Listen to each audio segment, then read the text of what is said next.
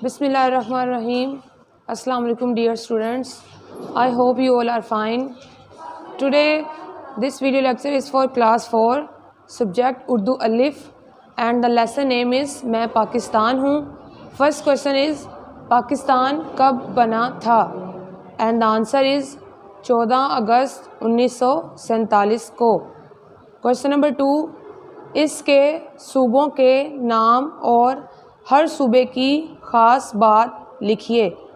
And the answer از بلوچستان رقبے میں بڑا ہے، پنجاب میں آبادی زیادہ ہے، سندھ اسلام کا دروازہ اور خیبر پختونخوا کے جوشیلے لوگ. کویسچن نمبر 3، پاکستان کے چند مشہور شہروں کے نام بھی لکھیے. And the answer is Lahore, Islamabad, Multan اور Karachi. I hope you will understand. Thank you.